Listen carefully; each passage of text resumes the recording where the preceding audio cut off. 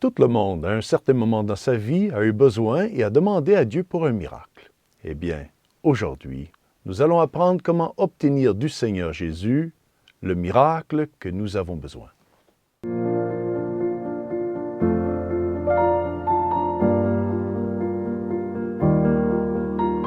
Salve Maria!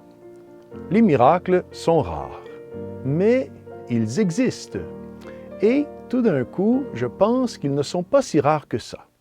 Aujourd'hui, en ce dimanche, nous allons plonger dans l'Évangile de Saint Jean, chapitre 2, versets 1 à 12.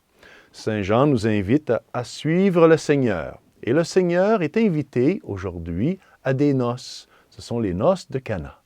Alors, Saint Jean nous dit que la mère de Jésus, Jésus et ses disciples sont invités à ces noces qui, enfin, nous pouvons déjà sentir la joie. Ce sont des noces, donc il y a beaucoup de monde, c'est l'ambiance de fête, la famille, il y a de la nourriture, évidemment il y a de la musique, certainement aussi il y a un moment pour la prière. Car les noces, au temps du Seigneur Jésus, ce n'était pas juste une journée, c'était plusieurs jours de fête. Et à un certain moment, Saint Jean nous dit que le vin vient à manquer. Et alors c'est la tragédie, c'est grave, parce que, bon, ça va rendre les hôtes, le couple, les jeunes mariés tristes pour manquer de vin. Alors c'est alors que la Sainte Vierge intervient. Et la mère de Jésus, donc, s'approche de son fils et lui dit, « Ils n'ont pas de vin. »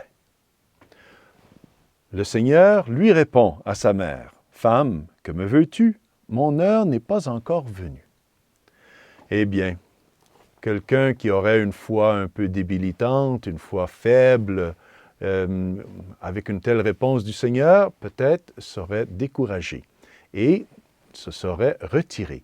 Mais pas la mère de Jésus. La Sainte Vierge, elle est pleine de courage, elle a beaucoup d'audace. Et alors elle dit au serviteur, « Faites tout ce qu'il vous dira. » Et c'est alors que le Seigneur, il transforme l'eau en vin. Il transforme pas seulement un peu d'eau en vin, il transforme presque 600 litres d'eau en vin. C'est un grand miracle. Imaginez le vin, comment il devait être bon. Mais ce n'est pas le seul miracle que la Sainte Vierge obtient de son Fils lors de cette fête des noces de Cana. À la fin de son évangile, Saint Jean, il écrit « C'était à Cana en Galilée. Il manifesta sa gloire et ses disciples crurent en lui. » C'est parce que la Sainte Vierge intercéda auprès de son Fils qu'elle obtient le premier miracle de la transformation de l'eau en vin et le deuxième miracle que les disciples crurent en lui. Car jusqu'à ce moment-là, les disciples suivaient le Seigneur, peut-être par curiosité, certainement par enchantement, enfin par attraction, par cette divinité, la bonté, la grâce qu'il y avait en Jésus. Ça attirait certainement ses disciples. Mais enfin, les disciples, jusqu'alors, ne croyaient pas en lui. C'est maintenant, lors de ce premier miracle des noces de Cana et le premier miracle, enfin, de cette transformation d'eau en vin, que les disciples, alors, leurs yeux s'ouvrent, leur cœur devient enflammé, et alors ils commencent à croire. Ils reçoivent la grâce de la foi. Alors, ce sont deux miracles qui se produisent en ce jour par l'intercession de la Vierge Marie, par l'intercession de la Mère de Dieu. Si nous voulons obtenir un miracle du Seigneur, maintenant nous savons comment. Pour obtenir un miracle, il faut demander et passer par Marie.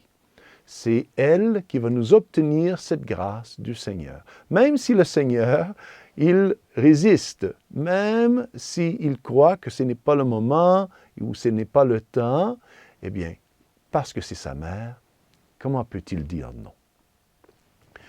Mais il y a un autre point que j'aimerais souligner ici. C'est la façon que la mère de Jésus demande son intervention. Remarquez bien les paroles de Saint Jean. Saint Jean, il écrit ces paroles de la Vierge Marie. « Ils n'ont pas de vin. » La mère de Jésus lui dit, « Ils n'ont pas de vin. » Elle ne demande pas que le Seigneur intervienne directement. Elle ne demande pas un miracle explicitement. Elle demande simplement, elle fait simplement allusion qu'il manque du vin.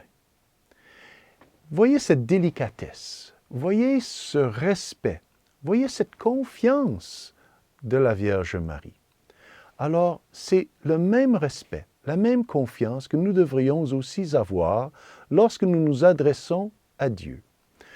Évidemment, nous devons avoir la foi et avoir confiance. Nous devons donc imiter la Vierge en ayant aussi courage, audace, mais toujours avec respect. Faire nos demandes, faire nos prières avec humilité, avec cette confiance, avec cet esprit d'enfant. Vous savez, des fils et des filles qui s'adressent à leur Père qui est au ciel. Voilà un enseignement important. Ensuite, un autre point que j'aimerais souligner.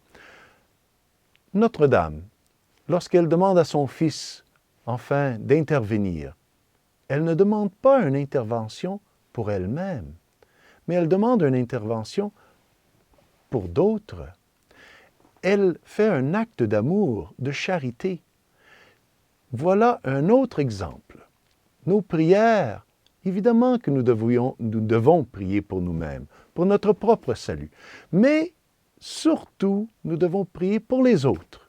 Nous devons prier, comme Notre-Dame a demandé à Fatima, pour la conversion des pauvres pécheurs. Bon, vous me direz, le premier pécheur à être converti, c'est moi, bien sûr, mais il faut aussi penser aux autres. Et Notre-Dame, ici, la Sainte Vierge, dans cet évangile de Saint Jean, nous donne l'exemple. Voyez, elle pense aux autres. Le premier miracle du Seigneur n'est pas pour moi, mais pour l'autre. N'est pas pour la Vierge, mais pour ses nouveaux mariés dans ses noces de Cana. Un autre point que j'aimerais aussi, enfin, vous faire partager, c'est une lecture que j'ai faite dans le catéchisme de l'Église catholique qui commente cet évangile des noces de Cana de Saint Jean. Et le catéchisme, il explique que l'Église a toujours donné beaucoup d'importance à cet événement, à cette visite, à cette invitation au mariage et à cette présence de notre Seigneur au mariage et aussi au fait que c'est lors du mariage, lors de cette fête des noces, que le Seigneur produit son premier miracle. Pourquoi? Pour souligner l'importance du mariage, pour souligner l'importance de la famille et pour aussi nous rappeler que si nous voulons transmettre notre foi à nos enfants, c'est dans la famille qu'on le fait. Et c'est toujours en présence du Seigneur, par l'intercession de Notre-Dame. Alors, la prière à Notre-Dame pour intercéder auprès de son Fils va nous faire ouvrir nos yeux, faire ouvrir les cœurs de nos enfants et va transmettre cette foi pour qu'ils deviennent aussi des gens croyants, pour qu'ils deviennent aussi des gens donc qui se sentent sauvés, aimés par le Seigneur. Voilà des points importants, je pense, de méditation en ce dimanche des fêtes, de cette fête des noces de Cana. Alors, surtout, la dévotion à la Mère de Jésus. La dévotion à la Mère de Dieu, c'est ce qui nous ouvre le cœur du Seigneur. C'est qui nous obtient presque l'impossible du Seigneur. Parce que le Seigneur ne peut pas dire non à sa mère. Ensuite, c'est le respect, n'est-ce pas? De respecter toujours, de faire ses demandes avec audace, avec courage, mais toujours avec grande attention et sensibilité et bonté envers le Seigneur. Ensuite, aussi, toujours l'importance du mariage, l'importance de la famille, de donner l'importance à notre famille, de donner de l'importance au mariage, parce que c'est dans la famille que nous allons sentir la présence du Seigneur pour la première fois de nos vies, et c'est là qui va naître ce germe de la foi qui va nous faire grandir et va nous faire ainsi participer au salut du monde. Je vous souhaite à tous un bon et saint dimanche, que Notre-Dame vous guide toujours et vous approche de son divin Fils Jésus. Et que Dieu Tout-Puissant vous bénisse, au nom du Père, du Fils et du Saint-Esprit. Amen. Salve Maria.